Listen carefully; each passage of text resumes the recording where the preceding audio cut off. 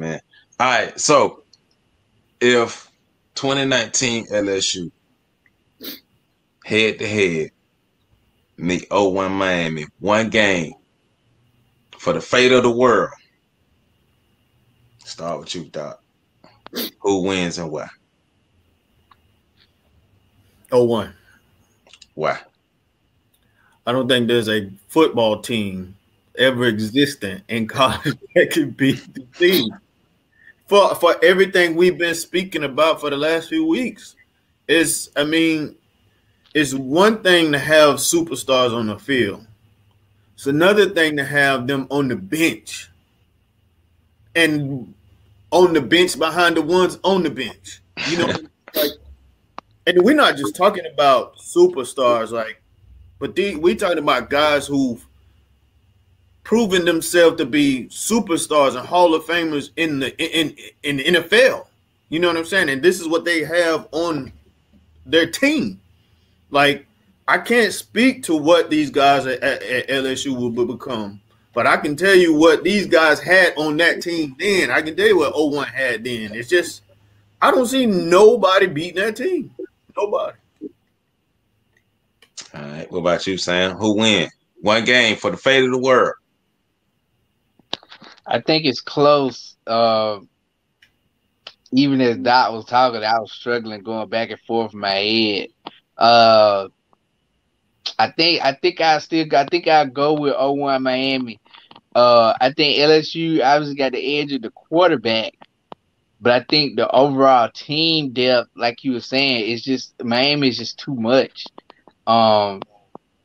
As good and explosive as LSU offense is, I have trouble picturing them marching up and down the field like they did on a lot of these teams that they face. I have trouble seeing them do that against Miami. Their front four, the linebackers, secondary, the whole package. I think they would be able to slow LSU down enough to where that Miami's own offense would be able to put up enough points to overcome in the end. But it would be close. I think it would be probably a one-score game. About you, Grant? You know, of all the matchups that we've discussed in this bracket, this is probably the one that I would actually want to see in real life. Yeah. Because this is probably the greatest offense that this Miami team could have ever seen with their eliteness at quarterback, at receiver, and at running back. And juxtaposition with this is the greatest defense that LSU could have possibly been matched up against, just from all three levels of the defense, the line, linebackers, and the secondary, along with the depth on the line, linebackers in the secondary. And so I've always been a offense wins championships person. So I'm going to be a contrarian, and I'm going to pick LSU. I like it. Okay. I like it. Okay. So for me, I believe that Miami would be able to slow down LSU's running game and make them one-dimensional. Because Edwards-Helaire was good, but Edwards-Helaire wasn't that exceptional back like that. And when we're talking about Miami's depth, Miami has the depth and the athletes to match up with LSU's athletes. I still think Chase would get his. I still think Jefferson. I don't think those boys would be shut down. But I do think with the ability to make LSU one-dimensional and make them a passing team, can LSU's O-line hold up against Miami's D-line if they one-dimensional? That's what I'll be thinking about. And then on the other side, can LSU slow down Miami's running game? Because if LSU could slow down Miami's running game, they got a chance as far as making this a strength on strength with their offense against Miami's defense. But if they can't slow down Miami's running game, it's going to be issues. And Miami got 3 backs to throw at you. So that's what I think about with this. So I can see Miami having being able to slow down that running game. I guess what I'm thinking about is we saw Edwards Hill, Super Bowl. We saw what happened when Edwards Hill left.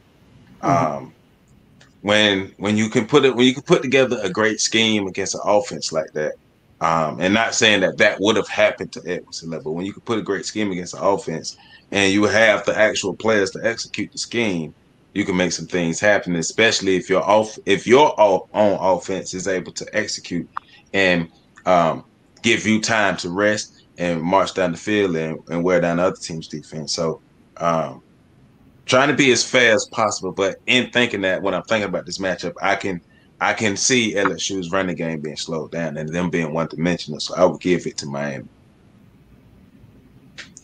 So we're jumping you, Javard. I think he got a point, though. I think this is the best matchup you can put on the field from everything we've seen so far.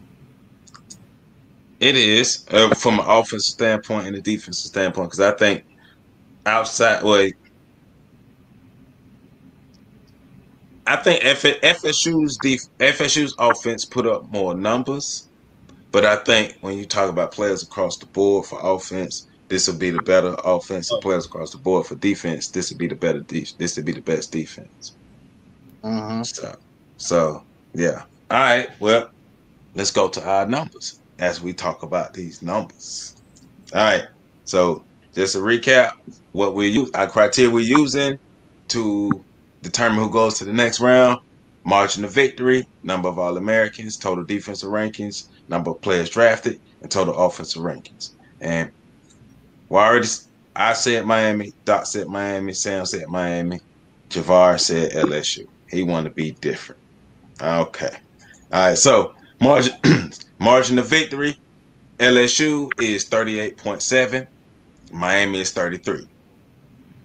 Number of All-Americans, LSU has 4 consensus and 5 total. Miami has 2 consensus and 5 total. So there's a tie number of All-Americans. Total defensive rankings, LSU's defense is ranked 33rd. Miami's defense is ranked 1st. So Miami gets the nod in defense, while LSU get the nod in margin of victory.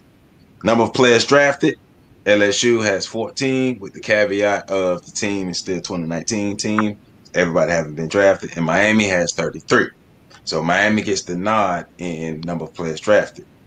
Total offensive rankings, LSU's offensive ranking is 1st and Miami is 8th. So this means we have a tie. LSU took the nod in margin of victory, total offensive ranking. Miami took the nod in total defensive rankings and total and number of players drafted. And there's a tie in number of All-Americans. But what we did, we came prepared. We came prepared because we knew we was dealing with a tie, and we did our best to come up with an objective tiebreaker. So nobody won't be like, oh man, y'all choosing the team that y'all like the best. It's an objective tiebreaker. So